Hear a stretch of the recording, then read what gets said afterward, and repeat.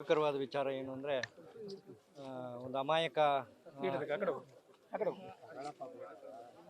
ಅಮಾಯಕ ಏನು ಅಂದರೆ ತುಂಬ ವರ್ಷದಿಂದ ತುಂಬ ಕಾಡಾನೆ ದಾಳಿಗೆ ಬಡ ಕೂಲಿ ಕಾರ್ಮಿಕರು ಮರಣ ಹೊಂದ್ತಾ ಇರತಕ್ಕಂಥದ್ದು. ಅದ್ರ ವಿರುದ್ಧ ಹೋಗಿ ನಾವು ತುಂಬ ದಿನಗಳ ಕಾಲ ತುಂಬ 33ಕ್ಕೂ ಹೆಚ್ಚು ಅನಾಥ ಶವಗಳು ಬಿದ್ದಾಗ ಹೋಗಿ ಪ್ರತಿಭಟನೆ ಮಾಡಿದಂಥ ಸಂದರ್ಭದಲ್ಲಿ ನಮಗೆ ಆ ಕುಟುಂಬಕ್ಕೆ ನ್ಯಾಯ ಕೊಡ್ಸೋಕ್ಕಾಗಿಲ್ಲ ಅಂತಕ್ಕಂಥ ನೋವು ಪ್ರತಿದಿನ ನಮಗೆ ಕಾಡುತ್ತೆ.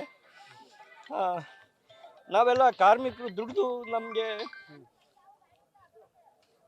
ನಮ್ಮ ಜೀವನಕ್ಕೆ ನಮ್ಮ ತೋಟ ಇರ್ಬೋದು ಕೆಲಸ ಮಾಡೋದ್ರಿಂದ ನಾವೆಲ್ಲ ಅನ್ನ ತಿಂತಾ ಇದೀವಿ, ಸಮಾಜದಲ್ಲಿ ಗುರುತಿಸ್ಕೊಂಡಿದ್ದೀವಿ. ಆದರೆ ಪ್ರತಿ ಬಾರಿನೂ ಕೂಡ ಇಲ್ಲಿ ಅನಾಥವಾಗಿ ಬಿದ್ದಾಗ ಅಧಿಕಾರಿಗಳು, ಸರ್ಕಾರ ಯಾರು ಕೂಡ ಸೂಕ್ತವಾದ ಪರಿಹಾರನ ಕೊಡ್ತಕ್ಕಂಥ ಚಿಂತನೆ ಮಾಡದೇ ಇರೋದು ಅರ್ಗಿಸ್ಕೊಳ್ಳಲ್ಲ ಆಗದ ನೋವಾಗಿದೆ. ಯಾಕೆಂದರೆ ಇನ್ನೊಬ್ಬರ ಮೇಲೆ ಸಾವಾದ್ರು ಒಂಥರ, ನಮ್ಮ ಮನೇಲಿ ಸಾವಾದ್ರು ಒಂಥರ ಅಂತ ಅಧಿಕಾರಿಗಳಿರ್ಬೋದು, ರಾಜಕಾರಣಿಗಳಿರ್ಬೋದು. ಆಡಳಿತಕರವಾದ ವಿಚಾರ ಏನು ಅಂದರೆ ಒಂದು ಅಮಾಯಕ ಏನು ಅಂದರೆ ತುಂಬ ವರ್ಷದಿಂದ ತುಂಬ ಕಾಡಾನೆ ದಾಳಿಗೆ ಬಡ ಕೂಲಿ ಕಾರ್ಮಿಕರು ಮರಣ ಹೊಂದ್ತಾ ಇರತಕ್ಕಂಥದ್ದು. ಅದ್ರ ವಿರುದ್ಧ ಹೋಗಿ ನಾವು ತುಂಬ ದಿನಗಳ ಕಾಲ ತುಂಬ 33ಕ್ಕೂ ಹೆಚ್ಚು ಅನಾಥ ಶವಗಳು ಬಿದ್ದಾಗ ಹೋಗಿ ಪ್ರತಿಭಟನೆ ಮಾಡಿದಂಥ ಸಂದರ್ಭದಲ್ಲಿ ನಮಗೆ ಆ ಕುಟುಂಬಕ್ಕೆ ನ್ಯಾಯ ಕೊಡ್ಸೋಕ್ಕಾಗಿಲ್ಲ ಅಂತಕ್ಕಂಥ ನೋವು ಪ್ರತಿದಿನ ನಮಗೆ ಕಾಡುತ್ತೆ.